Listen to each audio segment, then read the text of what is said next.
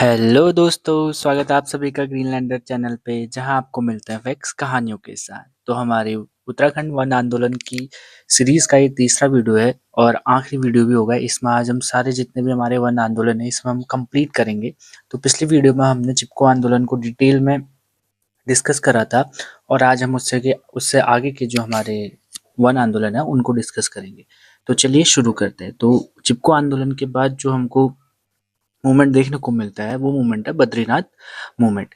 Actually नाम से ही पता चल रहा है कि बद्रीनाथ मंदिर से क्या हमारा रिलेटेड है। ठीक है, बद्रीनाथ मंदिर से। तो एक्चुअली होता क्या है कि 1973 और 74 अब ये देख लीजिए पैरेलल चल रहा है किसके, आपके चिपको आंदोलन के। ये भी आपको समझना होगा, ठीक है, कि कहाँ कहाँ पैरेलल चीजें चल रही थी। ठीक है, किसके पैरेलल चल रहा है? चिपको आंदोलन। यानी कि चिपको आंदोलन की वजह से ही लोग क्या हो पाए होंगे, यहाँ अवेयर हो पाए होंगे कि जो बद्रीनाथ पे अभी हम पढ़ेंगे कि इसकी स्टोरी क्या है। एक्चुअली इसकी स्टोरी क्या है कि जो बिरला कंपनी हम देखते हैं, आदित्य बिरला ग्रुप हम जो देखते हैं, उनकी जो फैमिली थी, उनकी जो फैमिली है, उनकी जो फैमिली है वो क्या चाहती है कि जो बद्रीनाथ मंदिर है उसका वो क्या कराए, रेनोवेशन टाइप उसका एक कराए। यानी कि जीर्णोद्धार वो कराना चाहते थे किसका, बद्रीनाथ मंदिर का। तो उसके लिए क्या हो रहा था, काफी ज्यादा जो वन थे आसपास बद्रीनाथ के उनका क्या हो रहा था, कटान होना वहां पे होना था, उतने सारे वनों का। तो जैसे ही ये प्रस्ताव किसके पास गया, आपका जो मंदिर की वहाँ समिति है, मंदिर का जो बोर्ड है उसके पास गया, तो गांव वालों को भी ये बात कभी पता चली थ्रू मंदिर के बोर्ड की। यानी कि जो मंदिर का बोर्ड होता है ना, जो समिति चलाती है मंदिर को, उससे बात करी फैमिली वालों ने। तो मंदिर गांव वालों का था एक प्रकार से, तो पूरे उत्तराखंड का है, लेकिन जहाँ है वो मंदिर, वहाँ के जो विसिनिटी में जो लोग रहते हैं, विसिनिटी में जो लोग रहते हैं, तो उनसे पूछना भी गांव वाली, वो मंदिर की समिति ने क्या सोचा, उनसे पूछना एक जरूरी बात समझी। तो जब विलेजर से पूछा गया तो विलेजर ने इसका क्या किया, बिल्कुल एकदम मना कर दिया कि आप इसका जीर्णोद्धार नहीं करेंगे, हमारा जैसा मंदिर है हमको वैसा ही अच्छा लगता है। तो इस प्रकार से क्या हुआ था, आपका बद्रीनाथ मूवमेंट यही था कि जो बिरला फैमिली थी वो क्या चाहती थी, आपका जीर्णोद्धार कराना चाहती थी बद्रीनाथ मंदिर का। तो गांव वालों ने उसको क्या कर दिया था, उसके खिलाफ क्या किया था, प्रोटेस्ट किया था। तो इस वजह से फिर ये जो प्रोजेक्ट था बिरला फैमिली का वो क्या हो गया, यहाँ पे कैंसिल हो गया। और ये पैरेलल चल रहा था आपके किसके, चिपको आंदोलन के। तो एक कहीं ना कहीं चिपको आंदोलन का जो एक इम्पैक्ट है वो हमको देखने को मिलता है थ्रू ऑल उत्तराखंड पे। ठीक है, पूरी जितने भी उत्तराखंड में जहाँ जहाँ लोग हैं उन उससे क्या हुए थे, प्रभावित हुए थे। तो इसी वजह से वनों को हानि होने पर लोगों ने क्या किया, उसका विरोध किया। तो ये था हमारा क्या, बद्रीनाथ मूवमेंट। इसमें हमको याद रखना है आपके क्या, बिरला जो फैमिली थी वो। ठीक है, और कब हुआ था, 73-74 में ये हुआ था। उसके बाद आता है सोंग घाटी आपका क्या मूवमेंट। ठीक है, क्या आता है आपका यहाँ पे, सोंग घाटी आती है। ठीक है, अब सोंग घाटी ये है कहाँ, सोंग नदी है हमारे यहाँ बहती है, कहाँ बहती है, टिहरी में बहती है। तो ये जहाँ ये बहती है वहाँ एक वैली है, उसी का नाम क्या बोला जाता है, वो उसको सोंग वैली या सोंग घाटी उसको बोला जाता है। ठीक है, अब ये रिलेटेड है आपका खनन से, किस रिलेटेड है, खनन से। अभी तक हमने जितने भी मूवमेंट देखे हैं, पोस्ट देखे हों या प्री देखे हों, उसमें हमने क्या देखा था कि जितने किससे रिलेटेड हो, वनों से रिलेटेड है। यानी कि उसमें वो क्या हो रहा है, पेड़ों को वहाँ पे क्या हो रहा है, नुकसान हो रहा है। लेकिन ये पहला आंदोलन हमें देखने को मिलता है कि किससे रिलेटेड है, ये खनन से। यानी कि उत्तराखंड में जैसे हम काफी सारी खानें हमें देखने को मिलती है, नदियों के किनारे रेता को लेके खनन किया जाता है, या मिनरल्स का हम देखते हैं कि खनन होता है। तो ये किससे रिगार्डिंग है, किसके रिगार्डिंग था, आपका खनन के रिगार्डिंग ये क्या था, आपका मूवमेंट था जो कहाँ हुआ, सोंग घाटी यानी कि टिहरी में ये हुआ। तो क्या था, जो गवर्नमेंट थी उसने फिर से किसी को ठेका दे दिया था कि आप क्या कर सकते हैं, इस सोंग वैली में क्या कर सकते हैं, आप खनन प्रक्रिया को आराम से क्या कर सकते हैं, खनन प्रक्रिया करके आप मिनरल्स या जो भी वहाँ से रेता बजरी है उसको ले जा सकते हैं। तो लेकिन वहाँ के जो लोग थे उन्होंने क्या किया, इसका फिर से क्या किया, आपका बहिष्कार किया। और इसका बहिष्कार इतना ज़्यादा वो हुआ क्या, आपका इम्पैक्टफुल रहा है कि इस उसको वो करने के लिए, क्या करने के लिए, आपका एक अपोज इतना ज़्यादा वो था, उग्र था कि उसको वो करने के लिए उनको एक समिति बनानी पड़ी। कौन सी समिति बनानी पड़ी आपका, उस समिति का नाम था हेवल घाटी वन सुरक्षा समिति। कौन सा, हेवल घाटी वन सुरक्षा समिति, वन सुरक्षा समिति उनको बनानी पड़ी इसके रिजल्ट में, ठीक है। और ये कब बनी? 1974 में। अभी हेवल घाटी क्या है? एक्चुअली सोंग घाटी का दूसरा नाम क्या है? हेवल घाटी। अगर आपसे कभी पूछा जाए कि हेवल मूवमेंट कब हुआ था, तो आप सीधे आंसर देंगे 1974 में हुआ था। और ये हेवल्स है कहाँ? कहाँ है ये? आपका टिहरी के अंदर आता है। कहाँ आता है? टिहरी के अंदर। और किससे रिलेटेड है? आपके इल्लीगल माइनिंग से। किससे? इल्लीगल माइनिंग हो रही थी उस रीजन पे, तो उसको बंद करने के लिए कौन सा आंदोलन चलाया गया था? सोंग घाटी मूवमेंट या हेवल्स आपका मूवमेंट हमने क्या किया था? वहाँ पे रन किया था, जिसकी वजह से फिर खनन वहाँ पे क्या हो गया था? बंद हो गया था। तो ये था हमारा क्या? आपका सोंग घाटी वन आंदोलन, ठीक है। लेकिन इसका एक रिpercussion हमको ये भी देखना पड़ता है कि इसके पैरेलल एक और चीज चल रही थी, ठीक है। और वो है पर्वत वन संघर्ष समिति। कौन सा? पर्वतीय, ये इम्पोर्टेंट, ठीक है। पर्वतीय वन संघर्ष समिति, संघर्ष समिति। और ये कब बनी? ये 1974 में बनी। और ये कहाँ बनी? अल्मोड़ा में। अभी तक हमने जितने भी आपके वन आंदोलन देखे हैं, वो मेनली कहाँ फोकस्ड है? टिहरी या गढ़वाल पे वो क्या फोकस्ड है। और ये पहली वन समिति है जो कहाँ बनी है? आपका अल्मोड़ा में बनी। और इसको बनाया किसने है? इसको जो बनाया है वो बनाया है गोविंद सिंह जी ने। किसने बनाया है? गोविंद सिंह ने इसको बनाया है। और देखिए ये भी किसके पैरेलल चल रहा है? आपका ये पर्वतीय वन संघर्ष समिति किसके पैरेलल चल रहा है? ये भी किसके पैरेलल चल रहा है? आपके चिपको के पैरेलल चल रहा है। यानी कि चिपको आंदोलन तो टिहरी वो रैण चमोली में चल ही रहा था, सॉरी टिहरी में नहीं, चमोली पे चल रहा था। लेकिन उसके पैरेलल पर्वतीय वन संघर्ष समिति कहाँ बनाई गई? अल्मोड़ा में बनाई गई। और जो किसके खिलाफ बनाई गई? वनों का ऑक्शन हो रहा था।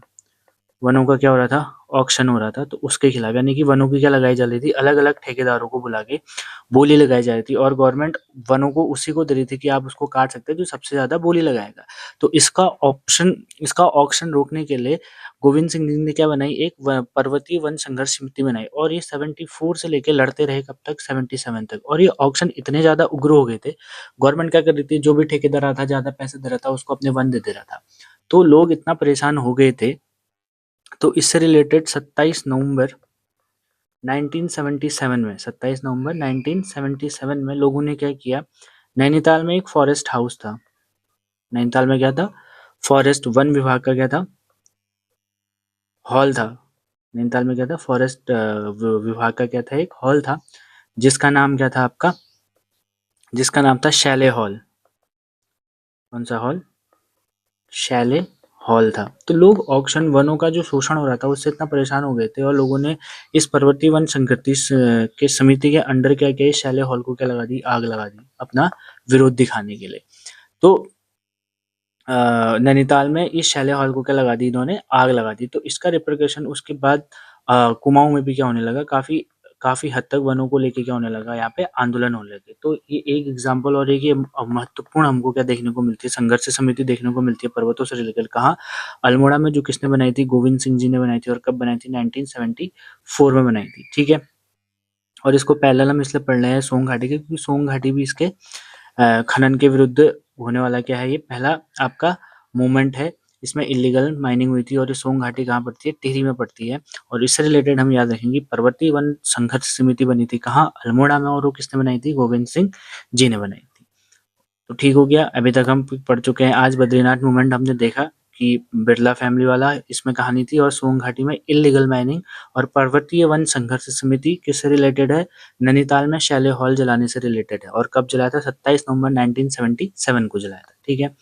उसके बाद हमारे को जो अगला आपका मूवमेंट देखने को मिलता है, ये भी किससे रिलेटेड है? खीराकोट। ये भी किससे रिलेटेड है? ये भी खनन से रिलेटेड है। अब ये खीराकोट है कहाँ? ये बागेश्वर में पड़ता है एक्चुअली, ठीक है। बागेश्वर प्लस अल्मोड़ा का कुछ बॉर्डर इसमें शेयर होता है, ठीक है। मेनली ये कहाँ है? बागेश्वर में। अब बागेश्वर में क्या होता है ना? खड़िया एक हमारा क्या होता है? मिनरल होता है। इसका क्या है? खनन कार्य करना, खनन होता है वहाँ। वहाँ बहुत बड़ी बड़ी क्या है? खाने हैं खड़िया खोदने की। तो कुछ गवर्नमेंट ओन्ड है, मिनरल निकालना भी जरूरी होता है क्योंकि विकास करना है। लेकिन गवर्नमेंट ने क्या किया? उसका ठेका दे दिया। और ठेका होने के बाद क्या होने लगी? वहाँ इलीगल माइनिंग होने लगी। क्या होने लगी? इल्लीगल माइनिंग वहाँ फिर से क्या होगी? शुरू होगी। अब उस इल्लीगल माइनिंग से अब देखिए, खड़िया क्या होता है? एक तो सफेद होता है, ठीक है। अब ये पहाड़ है, ठीक है। ये पहाड़ है हमारा। और यहाँ से क्या किया? गवर्नमेंट ने, जो भी ठेकेदार थे, उन्होंने क्या किया? माइनिंग करना शुरू किया। तो अब एक तो हमारा पहाड़ क्या हो गया, हॉलो हो गया, और हमने पहले भी पढ़ा कि गाँव के ऊपर, वो पहाड़ों के ऊपर हमारे गाँव बसे हुए हैं, ठीक है। एक तो ये पहाड़ हॉलो हो गया नीचे से, ठीक है, और ऊपर से गाँव में क्या होते हैं, सीढ़ीदार खेत होते हैं नीचे तक, ठीक है। गाँव में क्या होते हैं, सीढ़ीदार खेत होते हैं। अब माइनिंग से एक तो सफ़ेद होता है हमारा क्या, खड़िया, उससे जो सफ़ेद क्या निकलता है, एक मिट्टी निकलती है, सफ़ेद मिट्टी जो निकलती है, वो निकलते रही, ठीक है। तो जब बारिश होती थी तो वो सफ़ेद खड़िया पानी में मिलकर क्या चले जाता था, खेतों में चले जाता था। तो जिससे क्या हुआ, पूरे जो खेत थे वो सफ़ेद चादर बन गए। क्या बन गए आपके, सफ़ेद चादर बन गई, ठीक है। अब जैसे ही ये सब हुआ तो एग्रीकल्चर को वहाँ क्या हुआ, बहुत नुकसान हुआ। इवन वहाँ जो हमारी घासें होती है वो उगना तक भी क्या हो गया था, बंद हो गया था। तो इससे गाँव वाले क्या हुए, परेशान हुए। तो इसके खिलाफ जो आवाज़ उठाई थी सबसे पहले, उनका नाम है जो इसकी, और इस मूवमेंट की जो लीडर हैं उनका नाम क्या है, उनका नाम है मालती देवी। क्या है, मालती देवी। मालती देवी ने सबसे पहले इस इल्लीगल माइनिंग के खिलाफ क्या उठाई थी, आपका आवाज़ उठाई थी, ठीक है।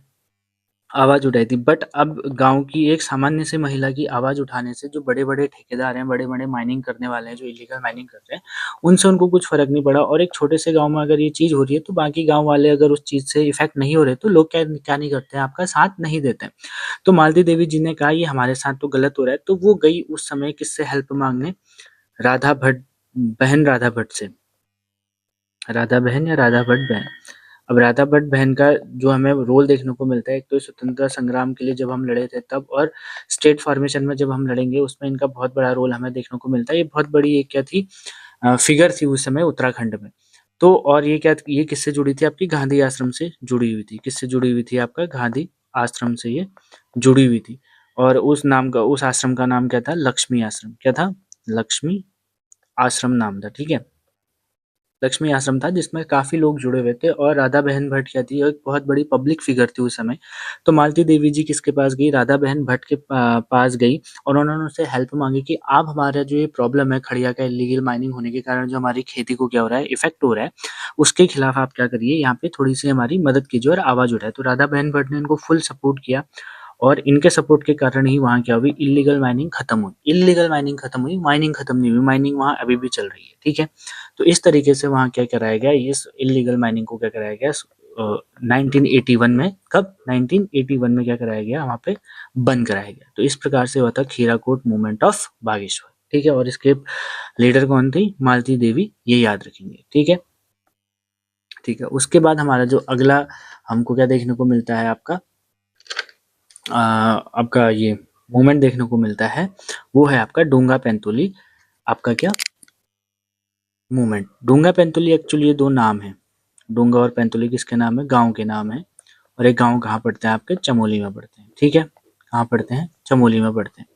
अब क्या हुआ, यूपी, उस समय हमारे पास क्या थी, गवर्नमेंट थी 1980 में। तो यूपी गवर्नमेंट ने क्या किया, वन विभाग के अंदर जितने भी क्या आ रहे थे, जंगल आ रहे थे। अब इन डूंगा पेंतोली में सबसे ज़्यादा बाँज के पेड़ पाए जाते हैं। क्या पाए जाते हैं, बाँज के पेड़ पाए जाते हैं। और आपको पता है कि बाँज के पेड़ पहाड़ों के लिए कितने इम्पोर्टेंट है, ठीक है।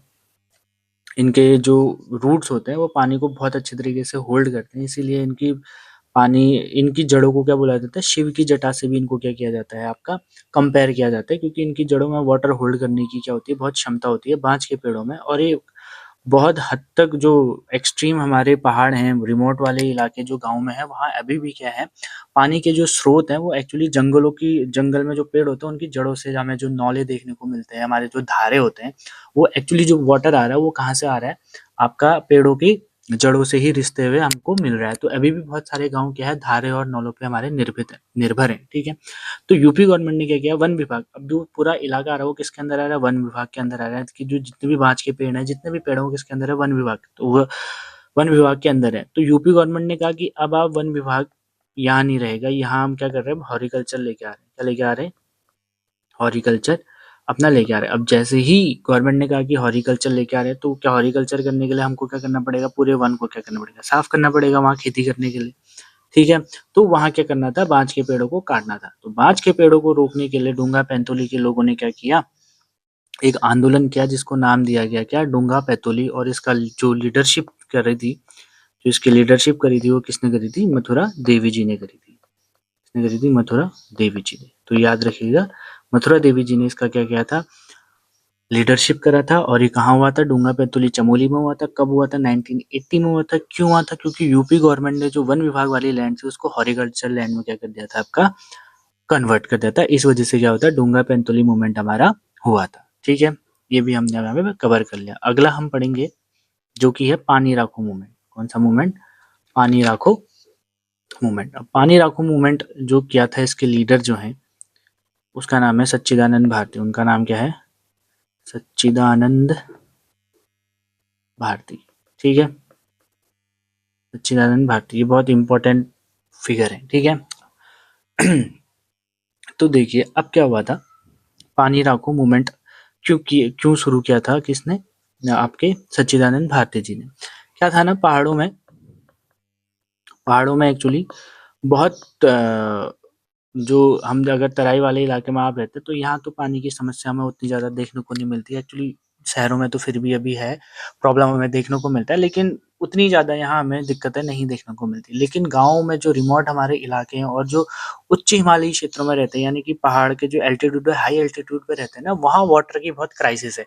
अब जो नदियाँ बहती हैं वो सारी वैली में बहती है, और वैली से उतने ऊपर पानी ले जाना it's kind of a tough task. ठीक है, तो क्या करा, तो लोगों में ना बहुत ज़्यादा क्या था, वहाँ पे पानी का कमी हो गया था। और इन्होंने तो तो क्या करा, पानी राखो मूवमेंट के अंदर सच्चिदानंद भारती जी ने कहा कि अब हमें क्या करना पड़ेगा, इसका कोई ना कोई ऑप्शन यहाँ पे हमें लेना पड़ेगा। ठीक है, तो उन्होंने क्या किया, उन्होंने चाल और खाल बनाने शुरू करे। चाल और खाल यहाँ पे क्या करने करे, बनाने शुरू करे। अब चाल और खाल क्या होते हैं, चाल और खाल कुछ नहीं है, ये एक प्रकार के क्या है, गड्ढे हैं। क्या है, एक प्रकार के गड्ढे हैं। जैसे अगर ये माउंटेन है तो स्टीप माउंटेन होते हैं, अगर बारिश भी यहाँ हो रही है तो वाटर यहाँ रुकता नहीं, वो सीधे कहाँ पहुंच जाता है, इन वैलीज में पहुंच जाता है। ठीक है, तो इस पहाड़ में तो रुकेगा नहीं, यहाँ वो रुकेगा ही नहीं, पानी रुकेगा नहीं, वो सीधे कहाँ पे जाएगा, नीचे को बह जाएगा। ठीक है, तो सच्चिदानंद भारती जी ने कहा क्या कि इन जो ढलानों में आप क्या करें, यहाँ छोटे छोटे हम क्या कर देते हैं, गड्ढे भर देते हैं। क्या कर देते हैं, गड्ढे भरते हैं, गड्ढे बना देते हैं। तो जब बारिश होगी तो इन गड्ढों में क्या होगा, आपका पानी भरेगा, और वो पानी भरने की वजह से जो पहाड़ में जो वाटर होल्ड करने की जो है उसकी क्या बढ़ेगी, क्षमता बढ़ेगी। और पानी अगर होल्ड होगा तो आसपास का जो जंगल है वो क्या करेगा, फ्लोरिश करेगा। और जंगल फ्लोरिश करेगा तो पानी की हमको क्या नहीं होगी, कमी। क्योंकि हमें भी पढ़ के आए हैं कि जड़ों से हमें धारे और नौला बनाने की क्या होती है, थोड़ा सा सहूलियत उसमें हमको मिलती है। तो ये काम किया था किसने, सच्चिदानंद भारती जी ने। और ये कब किया था आपका, सच्चिदानंद भारती जी ने 1989 में उन्होंने ये काम शुरू कर दिए थे।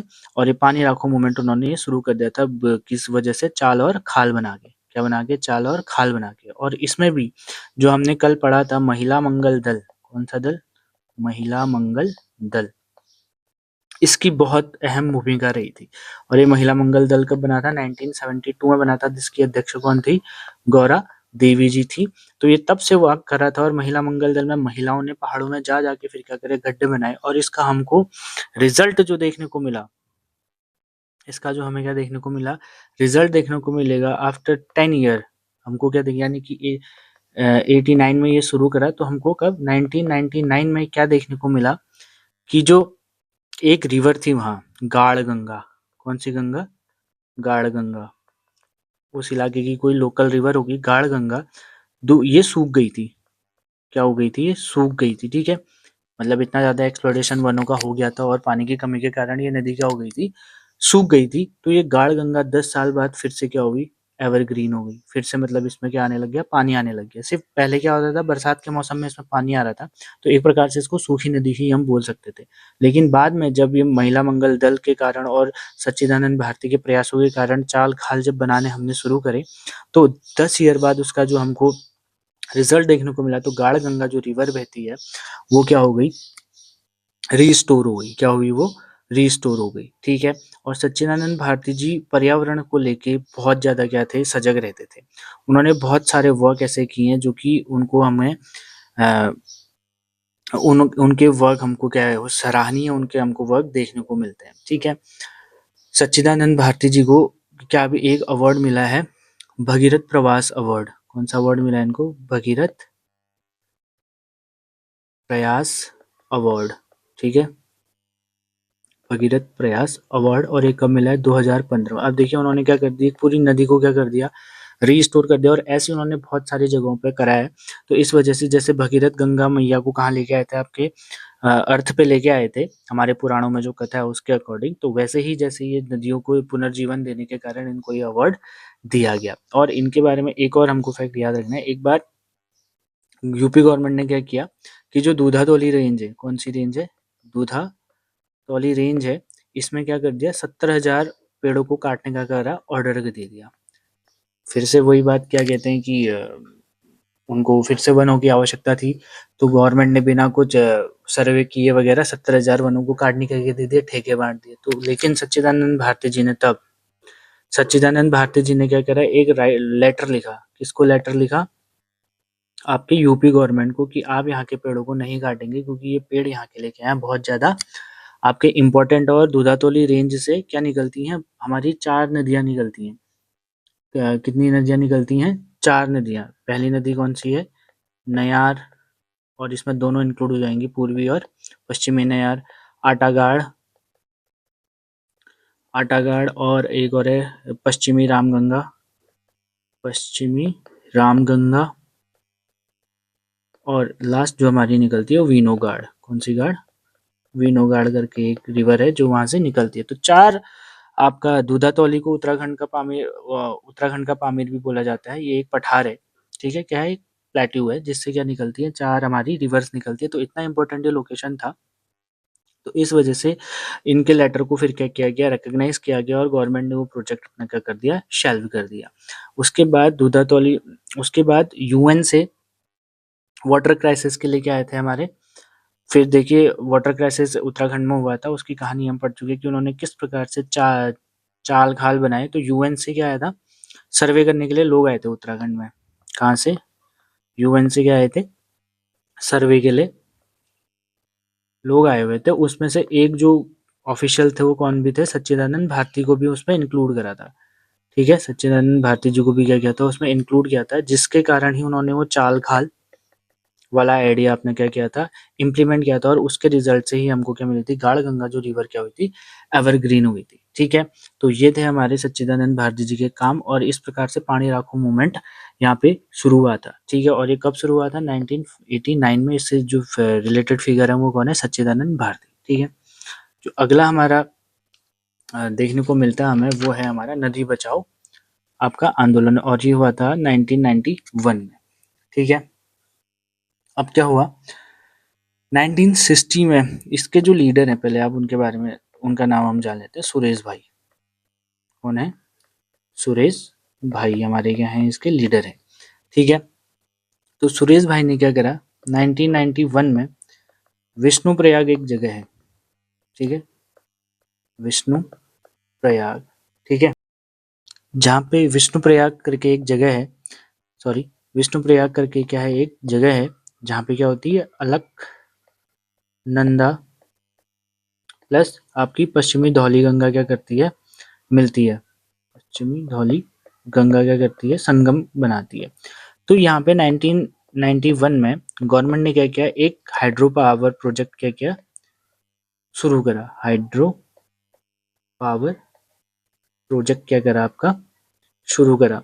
तो ये हाइड्रो पावर प्रोजेक्ट तो गवर्नमेंट ने शुरू किया, लेकिन बाद में इसको क्या कर दिया, प्राइवेटाइज कर दिया, यानी कि बेच दिया। जैसे हम अभी भी सुनते हैं कि गवर्नमेंट ने इतनी चीजें क्या कर दी, आपका प्राइवेटाइजेशन कर दिया, यानी कि निजीकरण उसका कर दिया है। तो उसी प्रकार से उस हाइड्रो प्रोजेक्ट का भी क्या कर दिया था, निजीकरण कर दिया था। तो सुरेश भाई ने कहा, क्या कहते हैं कि एक तो आप इतने सेंसिटिव एरिया में क्या बना रहे हैं, हाइड्रो पावर प्लांट बना रहे हैं, चलो ठीक है, वो तो गांव वालों के लिए, चलो फिर भी एक तरीके से हम क्या कर सकते हैं, उसको कंसिडर कर सकते हैं। बट इसका प्राइवेटाइजेशन करने से ये लोग क्या करेंगे, जो यहाँ की बिजली उत्पन्न हो रही है उसको गांव वालों को ना देके क्या करेंगे, बाहर बेचना शुरू कर देंगे। यानी कि इस हाइड्रो प्रोजेक्ट से हमारे गांव वालों को क्या नहीं हो रहा है, कोई भी किसी भी प्रकार का यहाँ पे लाभ नहीं है, और हमारी नदी जो अलकनंदा नदी है उसको हम माँ के समान मानते हैं, और उस पे इस प्रकार का कंस्ट्रक्शन करना वो क्या है, गलत है।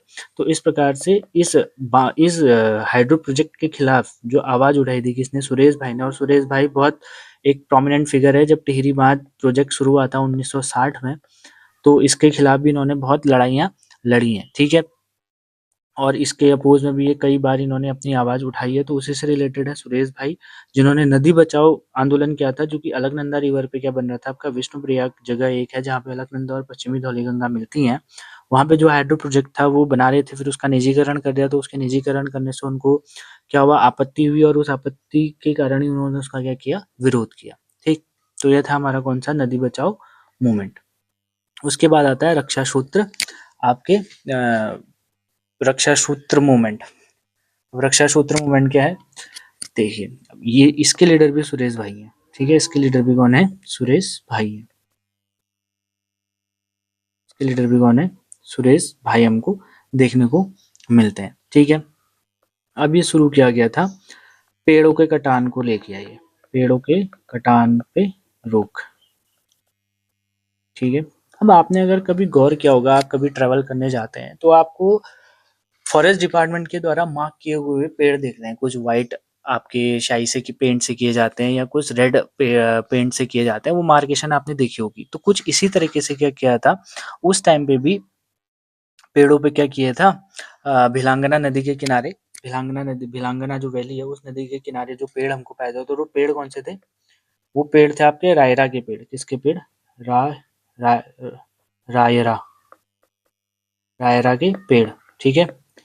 रायरा के पेड़ों पे क्या करा गया था, फॉरेस्ट डिपार्टमेंट द्वारा क्या कर दिया था, मार्केशन कर दिया था। तो जब सुरेश भाई ने इनको देखा तो उनको बड़ा आश्चर्यचकित हुआ कि इतनी ज्यादा इंपॉर्टेंट वैली में आप इतने ज्यादा पेड़ कैसे काट सकते हैं, ठीक है। तो उन्होंने क्या करा, अब जो हमारे उत्तराखंड का रिलीजन है, रिलीजियस जो हमारे सेंटिमेंट है, वो वनों से बहुत ज्यादा क्या है, हमारे रिलेटेड है। हम वनों को एक प्रकार से अपना भगवान स्वरूप उनको मानते हैं। तो सुरेश भाई ने इसको रिलीजियस सेंटिमेंट से जोड़ते हुए क्या किया, उन जितने सारे पेड़ों पे क्या किया था, मार्केशन करी थी, उन सारे पेड़ों पे एक रक्षा सूत्र बांध दिया। क्या बांध दिया, एक रक्षा सूत्र बांध दिया, और कहते हैं कि आज तक भी वो पेड़ कटे नहीं, वो पेड़ आज तक भी उस रक्षा सूत्र के कारण क्या हुए हैं, अपनी जगह पे बने हुए हैं। तो इस प्रकार से क्या हुआ, रक्षा सूत्र मूवमेंट से इतने सारे पेड़ों को बचाया गया, और वो कहाँ बचाया गया, भिलांगना रिवर के किनारे वो पेड़ थे। और किसके पेड़ थे, रायरा के पेड़ थे। किसने शुरू किया था, सुरेश भाई ने शुरू किया था। और कब शुरू किया था, 1994 में, ठीक है। अगला मूवमेंट हमारा आता है मैती आंदोलन। इसका दो हमने कई बार देखा है, पढ़ा है इसको। इसके लीडर कौन थे, कल्याण सिंह रावत, कल्याण सिंह रावत। कल्याण सिंह रावत जी क्या थे, प्रोफेसर थे बायोलॉजी के, क्या थे, प्रोफेसर थे किसके, बायोलॉजी के, ठीक है। तो एक बार ये क्या कर रहे थे, अपनी क्लास को ना, पहले से जब हम भी पढ़ते थे तो हमें ऐसे जैसे वृक्षारोपण के लिए बाहर ले जाते थे, या जैसे बायोलॉजी की अगर क्लास है तो कभी ऐसे हमको टूर पे जंगलों पे ऐसे ले जाया जाता था, ठीक है। तो वो भी अपनी क्लास को एक दिन कहाँ ले गए, ऐसे भ्रमण पे ले गए, ठीक है। कहाँ ले गए, भ्रमण पे ले गए। तो उन्होंने देखा कि जो लड़कियां हैं वो नेचर के ज्यादा करीब है, यानी कि वो क्या कर रही हैं, पेड़ पौधों से क्या कर रही हैं, ज्यादा अच्छे से उनकी देखभाल कर रही हैं, या उनको बागवानी पे ज्यादा इंटरेस्ट आ रहा है एज कम्पेयर टू बॉयज, ठीक है।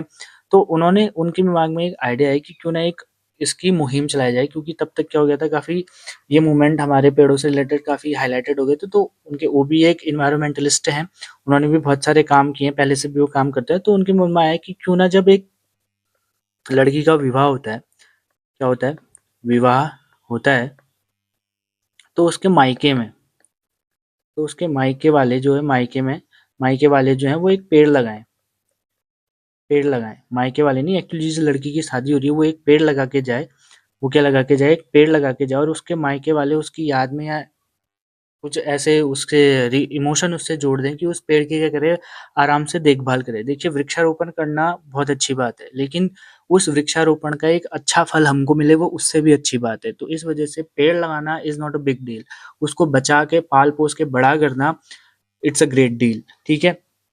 तो इस वजह से उनके दिमाग में क्या आया कि ये जो मायके वाले हैं उसका क्या करेंगे, उस पेड़ का अच्छे से ध्यान रखेंगे तो पेड़ क्या करेगा, अच्छे से फ्लोरिश करेगा। तो यहीं से उनको आइडिया था किसका, मैती मूवमेंट का, ठीक है। इसलिए उन्होंने एक लड़कियों का ग्रुप बनाया फिर, जिसमें सिर्फ कुंवारी लड़कियां होती थी, और उसकी जो हेड होती थी उसको क्या बोला जाता था, दीदी बोला जाता था। और जब इस दीदी की शादी हो जाती थी तो वो क्या करती थी, आपका एक पेड़ लगा के चले जाती थी, और जो नेक्स्ट फिर जो सिचुएशन जो सॉरी फिर जो नेक्स्ट दीदी बनेंगी वो ऐसे क्रोनोलॉजी में उनका चढ़ता रहेगा, ठीक है। और जो जैसे शादी शादी के दिन क्या होता था, शादी के बाद वे दूल्हा और दुल्हन क्या करते थे, एक पेड़ सिलेक्ट करते थे, कोई सा भी पेड़ वो सिलेक्ट कर सकते हैं, और जो मायका है दुल्हन का, वह उसके आंगन पे क्या करते थे, उसको लगा देते थे, और क्या करते थे उसके बाद मायके वाले उसकी क्या करते थे, देखभाल अपनी याद में या इमोशन उससे जो रिलेट करके वो लगाते थे, उसको क्या करते थे, वहाँ पे उसकी देखभाल करते थे। ठीक है? और इन्होंने इन्होंने ही गाँव की चलो ओर अभियान भी शुरू किया था। ठीक है? गाँव की ओर चलो अभियान भी के प्रणेता भी कौन है? आपके कल्याण सिंह रावत जी। ठीक है? तो इस प्रकार से शुरू हुआ था किसका? मैती आंदोलन का। उसके बाद हमको देखने को मिलता है कौन सा मूवमेंट? छीनो झपटो मूवमेंट। ये कब का है? 1998 का। ये एक्चुअली रिलेटेड है आपका संजय गांधी नेशनल पार्क से। संजय गांधी नेशनल पार्क, जिसको हम नंदा देवी नेशनल पार्क या बायो रिजर्व के नाम से भी अभी जानते हैं। पहले उसका नाम क्या था? संजय गांधी नेशनल पार्क था। ठीक है? कब बना था ये पार्क? 1982 में बना था। फिर बाद में इसका नाम क्या रख दिया था? 1987 पे इसका नाम क्या रख दिया था? नंदा देवी आपका रख दिया था, क्योंकि फिर इसको यूनेस्को हेरिटेज साइट में इसको डाल दिया था। ठीक है? इस वजह से। तो इसमें क्या हुआ, देखिए, अब जब संजय गांधी नेशनल पार्क बना, तो जो नेशनल पार्क होते हैं वहाँ की कुछ रूल और रेगुलेशन होते हैं। जैसे हमने पढ़ा भी है पिछली वीडियोज में, जब नेशनल पार्क वाली सीरीज में, कि कुछ कोर एरिया होता है, बफर एरिया होता है। कोर एरिया में कोई भी रिस्ट्रिक्शन नहीं होती है, बफर एरिया में आप थोड़ा, सॉरी, कोर एरिया में एकदम रिस्ट्रिक्टेड एरिया होता है। एक प्रकार के क्या होते हैं, कंजर्व आपके क्या होते हैं, फॉरेस्ट होते हैं, यानी कि यहाँ कोई भी जो बाहर के सिविलियंस है वो नहीं जा सकते हैं, सिर्फ फॉरेस्ट जो डिपार्टमेंट है उनको ही क्या होगी यहाँ पे आवाजाही कर सकते हैं। लेकिन अब नंदा देवी नेशनल पार्क चमोली में स्थित है। चमोली में क्या है, बहुत सारे रिमोट गांव हैं जो कि क्या है, फुल्ली किस पे डिपेंडेंट है, आपके वनों पे वो निर्भर है। उनके गाय का खाना वहीं से आ रहा है, उनके घर में जो चूल्हा जल रहा है उसकी लकड़ी वहीं से आ रही है। अब अचानक से इस प्रकार से क्या कर देंगे आपका, अ, अचानक से आपका क्या कर देंगे, उस पर रिस्ट्रिक्शन लगा देंगे, तो क्या होगा, मानव जीवन यहाँ पे इफेक्ट होगा। तो इसी प्रकार से लीडर जो थे इसके, वो थे गोविंद सिंह जी, गोविंद सिंह रावत जी। कौन? गोविंद सिंह रावत जी इसके क्या थे, लीडर थे। तो इन्होंने इस मुद्दे को उठाया कि आप इस प्रकार से इतने रिस्ट्रिक्शन नहीं लगा सकते, तो ये सिविलियंस है वो जा ही नहीं सकते। आपको कुछ क्या करनी पड़ेगी, रियायत बरतनी पड़ेगी, बरतनी पड़ेगी, क्योंकि जो गांव के लोग हैं काफी ज्यादा डिपेंडेंट है किस पे, आपके इन वनों पे। तो आपको क्या करना पड़ेगा, अलाउ करना पड़ेगा। बट गवर्नमेंट नहीं मानी, उन्होंने कहा कि नहीं, हम नहीं करेंगे। तो फिर बाद पे गांव वाले मजबूर हो गए। 15 जुलाई, सॉरी, 15 जुलाई नहीं, 21 जून, 21 जून 1998 को क्या करते हैं, सब इकट्ठा होते हैं, एक जगह पे जमा होते हैं, और उनके पास जो भी थे कुल्हाड़ी, जितने भी उनके जानवर थे, सब गाय वगैरह जो भी थे, उनको लेके क्या हुए, नंदा देवी आपके नेशनल पार्क में घुस गए। यानी कि एक प्रकार से जबरदस्ती, जो फोर्स्ड मूवमेंट इसको आप कह सकते हैं, कि सब कुछ लेके कुल्हाड़ी अपना, दराती हो गया, जानवर हो गए, बकरियां, गाय बैल, सब लेके कहाँ को चले गए, उस नेशनल पार्क के अंदर उन्होंने क्या कर दिया, इन्फिल्ट्रेट कर दिया। तो इसी वजह से उस प्रकार से छीनना था अपने राइट्स को, उनको छीनना था। तो इस वजह से इस मूवमेंट को क्या दिया गया, छीनो झपटो मूवमेंट इसको नाम दिया गया। ठीक है? तो इस प्रकार से क्या हुआ था, छीनो झपटो मूवमेंट हमारा यहाँ पर हुआ था। उसके बाद हमको देखने को मिलता है कौन सा, छरबा मूवमेंट। छरबा मूवमेंट ये हमें देखने को मिलता है आपका कहाँ, ये हमें देखने को मिलता है देहरादून में। कहाँ देखने को मिलता है? देहरादून में हुआ था। और एक कब हुआ था? 2013 में हुआ था। कहाँ देखने को मिलता है हमें? देहरादून के विकास नगर के एक, विकास नगर का एक गांव है जिसका नाम क्या है, छरबा।